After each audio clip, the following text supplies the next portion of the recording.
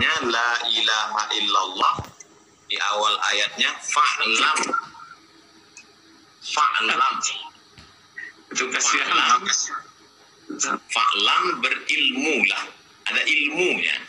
Fa'lam annahu la ilaha illallah, berilmu tentang la ilaha illallah. Makanya tadi saya tunjukkan kitab 50 sifat.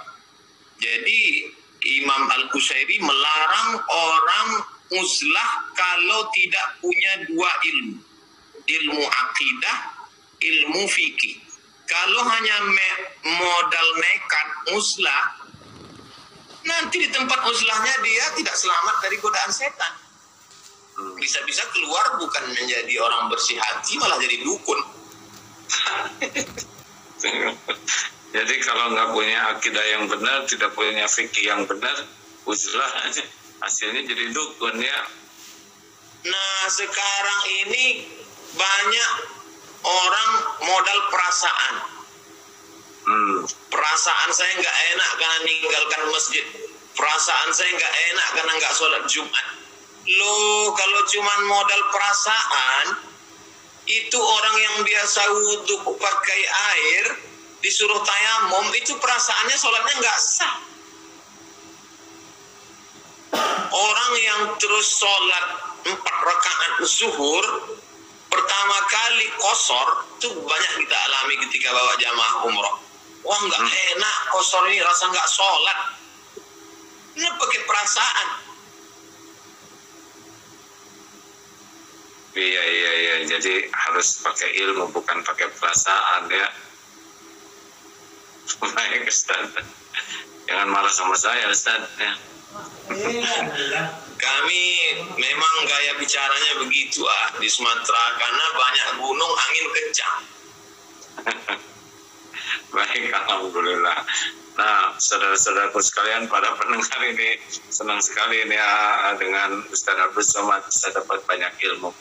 Nah, Ustaz, kemudian dalam situasi yang berat seperti ini, kemudian ya seperti yang tadi dikatakan, kepatuhan kepada ulama itu di dalam Islam seperti apa nih? Kalau ulama sudah mengeluarkan fatwa, sampai sejauh mana kepatuhan itu punya nilai dan tidak patuh itu merupakan keburukan? Ati Allah, ta'ala kepada Allah, wa ati'ur Rasul, ta'ala kepada Rasulullah SAW, wa ulil amri. Dalam tafsir ulil amri itu, di antara ulil amri adalah ulama. Lalu kemudian dalil yang kedua, Nabi SAW tidak meninggalkan dinar dan dirham. Nabi tidak meninggalkan istana kursi emas. Yang ditinggalkan Nabi adalah al-ulama warasatul anbiya, ulama pewaris para nabi. Jadi kalau seandainya kita hidup di zaman Nabi, kita ikut Nabi Musa, ikut zaman Nabi, ikut Nabi Isa, ikut zaman Nabi Khatamul Anbiya, ikut Nabi Muhammad SAW. Sekarang Nabi sudah meninggal. Yang kita ikut siapa? Pewaris para Nabi. Siapa? Ulama. Jadi dua saja. Kita ulama berijtihad atau kita orang awam ngikut ulama. Saya bukan ulama. Saya orang awam. Saya cuma suka baca buku-buku ulama dan mendekatkan diri pada ulama. Maka saya ikuti fatwa ulama, fatwa tuan-tuan guru, fatwa Majelis Ulama Indonesia. Karena saya merasa diri saya bukan ulama. Jadi kalau ada di antara masyarakat mengatakan ini nggak benar nih MUI, berarti dia ulama di atas MUI. Ya Ustaz, kalau memang fatwa itu sudah disampaikan, kita umat mematuhinya. Saya mau ke Bandung ketemu Kiai Haji Abdullah Gimnastiar, maka saya percayakan hidup mati keselamatan saya pada pilot pesawat. Pokoknya kata pilot, pakai seat belt, pakai. Tutup jendela dibuka, buka. Matikan handphone, matikan. Saya nggak ngeyel maju ke depan, saya tanya, kalau handphone saya hidup, kira-kira apanya yang rusak? Kenapa ketika dengan pilot kita hormat, nggak ngeyel, tapi kenapa dengan ulama kita melawan? Baik, luar biasa. Alhamdulillah. Dikit lagi Ustaz. Nah Ustaz, dalam situasi seperti ini kan sekarang pada di rumah nih ya, kan tidak ada yang kebetulan takdir tuh. Pasti Allah sudah mendesain takdir ini. Di antaranya Allah memperlihatkan bahwa hukum Islam itu sudah sangat siap dengan segala keadaan. Harusnya kita melihat kehebatan Islam, fikihnya Islam justru dalam situasi sekarang ini nampak yang pada waktu keadaan umum tidak begitu kelihatan dalil-dalil ini ya. Sekarang kita bisa melihatnya. Dan juga di rumah-rumah itu. Sekarang rumah-rumah sudah memiliki kesempatan berkumpul. Nah, kira-kira ibadah apa nih di rumah yang dalam situasi begini yang sangat dianjurkan? Ada hal-hal khusus tidak selain sholat jamaah? Bangunnya yang selama ini misalnya karena pulang lembur malam tidak sempat bangun cepat, sekarang kan memang di rumah. Artinya dia bisa bangun lebih awal untuk tahajud berjamaah.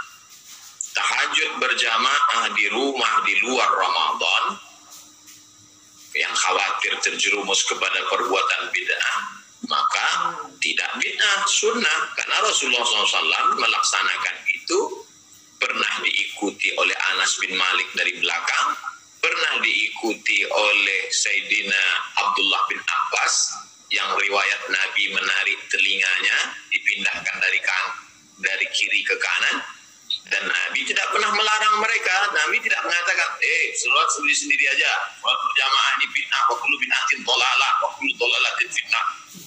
Itu menunjukkan kita bisa banyak sholat malam.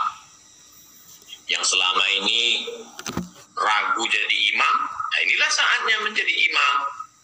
Latihan menjadi imam salat tahajud, supaya nanti keluar dari corona banyak imam-imam baru di masjid dan musola kita.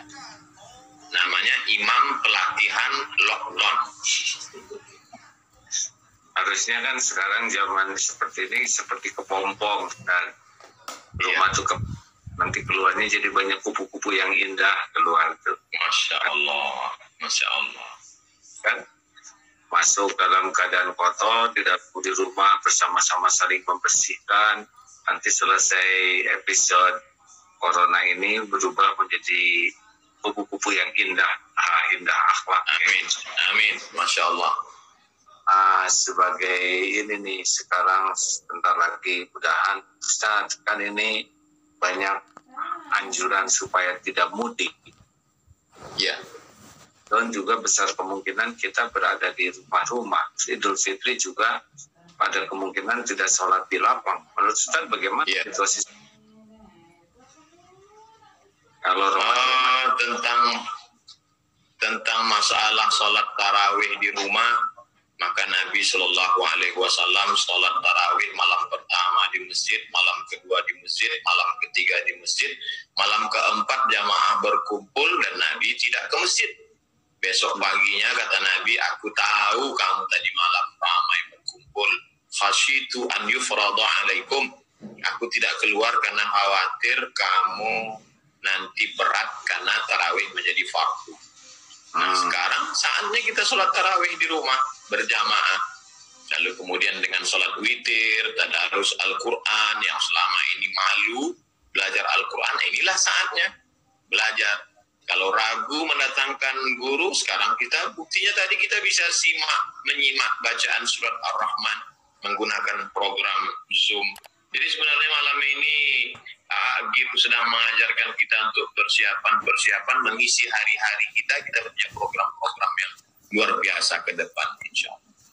Masya Allah. Kalau Idul Fitri nggak berkumpul, Ustaz? Tentang masalah sholat Id, apakah disyaratkan jumlah? Misalkan kita sudah dapat pastikan beberapa rumah itu dapat dipastikan dia tidak terkontaminasi, belum suspek, belum kena beberapa rumah, maka dia bisa melaksanakan di tanah lapang kecil selama menurut tradisi itu sudah disebut jamaah, maka dia bisa laksanakan berjamaah. Dan ada satu fatwa ulama, orang yang ketinggalan sholat id, dia bisa sholat sendirian. Nanti saya akan postingkan lengkapnya. Jadi kita bisa buat sholat komunitas kecil, lalu kemudian alternatif kedua yang tidak bisa sama sekali, dia bisa sholat sendirian.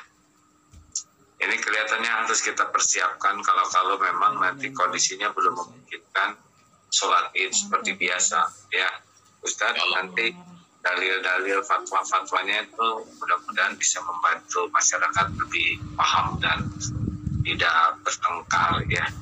Karena Insya Allah kita akan pertanyaan-pertanyaan dari Agim tadi nanti kita buatkan tanya jawabnya dengan dalil-dalilnya, masalah tarawihnya, masalah witirnya, tadarusnya, sholat idnya, halal bihalalnya, namanya fikih corona. Baik Ustaz, tinggal 5 menitan lagi nih. 5 menit untuk saya boleh nggak? Nggak boleh balas dendam, ya. Bagaimana menata hati di tengah corona? Ya, kan gini rumusnya, mata kepada ciptaan, hati kepada pencipta, telinga mendengar ciptaan, hati ke pencipta. Jadi seharusnya kalau kita dengar nama corona, ya yang kita ingat penciptanya lah, ya. Semakin corona disebut, semakin banyak ingat pencipta. Walaupun kita melihat, tetapi karena ini sekarang makin merebak dan harusnya Allahnya makin dominan di hati kita, ya. Karena yang menciptakannya Allah, yang ngurus Allah. Takdir siapa yang kena, yang menentukan Allah, kan bukan kehendak virus kan hanya ikut saja perintah Allah. Kemudian kalau kita ada yang meninggal, itu sudah pasti dijawabnya oleh malaikat atas perintah Allah, dan kita bisa doakan husnul khotimah. Jadi dengan adanya kejadian ini, memang kita jadi harusnya semakin tenggelam di dalam kekaguman atas kekuasaan Allah, atas ketentuan Allah. Kita berlindung ke Allah. Harusnya jadi dengan Allah tuh menjadi sangat memenuhi hati kita. Karena sekarang Allah sedang menunjukkan kekuasaannya atas makhluk-makhluknya, betapa hanya dengan makhluk kecil saja dunia ini sudah bisa lumpuh seketika. Allah mengumpulkan orang sekarang di rumah, yang kan sekarang ngumpul sendiri. Yang kaya-kaya kehilangan uang triliunan, sekejap saja bisa hilang sekarang, ya. Yang gagah-gagah perkasa menjadi ketakutan, sekejap juga sekarang ketakutan. Bagaimana pesawat terbang sekarang dihentikan, berhenti. Polusi yang biasanya tiap hari banyak, sekarang polusi jadi berkurang. Kolam jadi bening lagi, langit jadi lebih jernih lagi, sebentar lagi lebih jernih lagi, ya. Karena betapa Allah merubah begitu banyak hal hanya dengan mendatangkan virus. Jadi kalau kita hanya sibuk bercerita tentang sakit, hanya korban, namanya itu memang tidak apa-apa. Tapi harus ada yang lebih besar lagi. Karena yang penting dari virus corona ini adalah harap dan takut ke Allahnya menguat. Itu. Betul lah begitu, ya, kira-kira. Jazakumullah khairan. Karena kan banyak ini sekarang kan pada perasaan, kan. Perasaan yang selama ini ketemu orang, sibuk, tiba-tiba dalam hal ini lebih masalah menata hati. Lagi-lagi manajemen qalbu dan tauhidnya. Ya, jadi yang bencana terbesar dari adanya virus ini adalah tidak berhasil menemukan Allah di balik semua hiruk-pikuk ini. Harusnya kita menemukan sekali bagaimana kekuasaan Allah menyeliputi segalanya. Kita juga menemukan kelemahan diri kita yang tidak percaya, kan inti dari sifat hamba itu ada 4. 1, dia merasa lemah dan Allah lah yang maha kuasa, la haula wala quwata illa billah. Yang kedua, dia itu fakir, tidak punya apa-apa dan Allah lah satu-satunya pemilik segalanya. Yang ketiga, dia itu jahil, kita tuh tidak tahu apapun kecuali yang diberikan tuntunan ilmu oleh Allah sedikit, dan itu pun kalau nggak diambil ya. Dan yang keempat, yang kita punya adalah cuma dosa dan aib. Nah, kalau dengan wabah ini kita semakin merasakan kehambaan kita tidak berdaya, Allah yang maha kuasa, kita tidak punya apa-apa, semuanya hanya milik Allah. Kita ini tidak ngerti apapun, terbukti untuk cari vaksin setengah mati ya kan, dan hanya Allah lah yang menguasai segala ilmu. Yang kita miliki cuma dosa, berarti ini harus taubat betul dalam situasi begini. Nah, kalau dari wabah ini kita menemukan kehambaan kita dan menemukan kemaha-agungan kekuasaan Allah, insya Allah kita dapat keberuntungan dari wabah ini, apapun yang terjadi pada diri kita. Amin. Oh, betul nggak atau begitu ya? Masya Allah. Mohon doanya, doakan supaya jamaah kita semua hati tenang, diberikan Allah kekuatan batin. Amin ya rabbal alamin. Ustaz tutup dengan doa Ustaz. Amin. Saya mohon doa. Saya mengaminkan. Ustaz yang doa. Ya Allah, wahai yang maha mendengar, maha menatap, yang maha menyaksikan, wahai yang mengatur pertemuan ini terjadi, berkahilah ya Allah. Jadikan majelis ini membuat kami semakin tajuk pada, semakin meruntuhkan. Ya Allah. Amin, ya.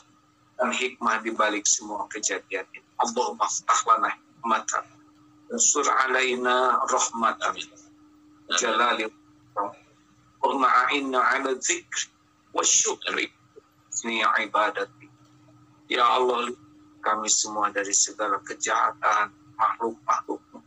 Lindungi kami dari penyakit lahir, penyakit akal, penyakit batin. Taqabbal minna ya amin. Wa tub alaina innaka antat tawwabur rahim. Amin ya rabbal alamin. Dan semoga para pejuang ya oleh Allah diberikan kekuatan iman dan keistiqomahan dalam membantu yang sedang sakit ini. Amin ya Allah. Jazakumullah khairan Kiai Haji Abdullah Gimnastia. Barakallahu fikum. Jazakallah khair Ustaz. Masya Allah, terima kasih banyak ilmunya. Ini di semua medsos ini rekor, alhamdulillah dengan izin Allah. Masya Allah, doakan selalu. Jazakumullah. Mudah-mudahan tidak keberatan kalau suatu saat ada bincang-bincang lagi seperti ini. Yang akan datang saya pembawa acaranya ya. Barengan aja lah giliran ya. Jazakallah khairan Ustaz. Salam untuk semua jamaah. Baik. Waalaikumsalam warahmatullahi wabarakatuh. Ya, demikian sahabat-sahabat yang baik, kita sudah mendapat curahan ilmu yang banyak dari guru kita Ustaz Abdul Somad. Semoga Allah mencintainya. Amin ya rabbal alamin. Dengan akhir majlis, subhanakallahumma wa bihamdik wa bihamdika asyhadu an la ilaha illa anta astaghfiruka wa atubu ilaik. Sallallahu alaihi wasallam. Waalaikumsalam warahmatullahi wabarakatuh. Waalaikumsalam warahmatullahi wabarakatuh.